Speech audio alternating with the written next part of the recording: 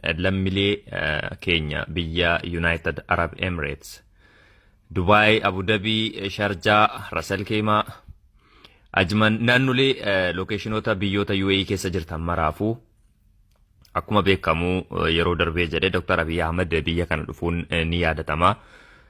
Wayita dhufanutti lammiileen keenya baay'een biyya kana keessatti hayyama jireenyaa yookaan viizaa malee kanneen jiran hedduutu jiru.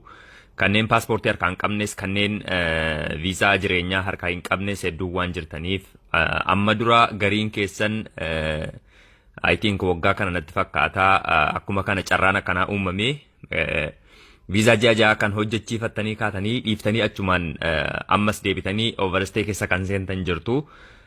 Kanaaf ammas carraan lammataa dhufee jira. Carraan kun yeroo gabaabaadhaaf kan kenname. Inni amma duraa sun naannoo ji'a sadiiti waan akkasiiti. Kun garuu yeroo gabaabaadhaaf kan kenname. Obboleewwan keenya keessattuu shamarraadhaaf jechuudha. Baay'inni namoota 10,000 ta'aniif ammas carraan uumamee jira. Carraan kunis maalidha? Namoonni viisaa keessan isin hirkatti overstay keessa seenee jedhe gatii kafaltii malee bilisaan jechuudha. Sirreeffachuu dandeessu. Kutaa naannoo irra jirtarraan jechuudha. Fakkeenyaaf yoo Sharjaa akkuma san Ajmaanii yoo jiraatanii jettan embasii qoonsilaa Itoophiyaa Dubaay argamu irratti deemtanii sirreeffachuu dandeessu jechuudha. Kanneen ammoo Abu Dhabii jirtanu qoonsilaa embasii Itoophiyaa Abu Dhabii keessa argamu irratti deemtanii waan kana sirreeffachuu dandeessu jechuudha. Kanneen paaspoortii harkaa qabdan direct embassy deemtanii kaatanii waan kana sirreeffattu. Kanneen hin qabne ammoo paaspoortiin keessan eessa akka jiru deemtanii achitti cheekaap gootanii of harkatti galfattanii viizaa keessan san sirreeffachuu dandeessu.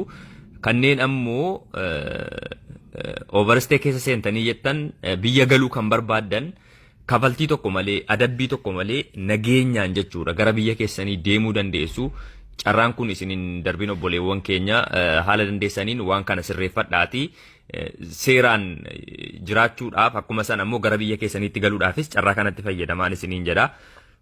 Overstay wanni jedhamu yookaan qaramaa kan jedhamu sun isinirraa ka'ee bilisaan jechuudha. Viizaa ji'a hojjechiifachuufis yoo ta'e akkuma san gara biyyaatti deemuus yoo barbaadanii jettan filmaanni kan keessanii lamaan keessaa tokkotti cittanii adeemuu qabdu jechuudha. Wanni kun gara embaasii irraatti ergaan kun kan daddarbaa jiru keessaan wal beeksisaa jiru. I think torbee dhufu keessanii eegala jedhamee eeggama. Amma irratti itti qophaa'a. Kanneen biyya galuu barbaadanis haa ta'u kanneen viisaa ji'a sirreeffachuuf barbaadan of qopheessaa ergaa kana waliif daddabarsaa haala dandeessaniin seeraan biyya ambaa keessa yookaan biyya ormaa keessa wayita jiraannu seera sanaan haa jiraannu isiniin jedha obboleewwan.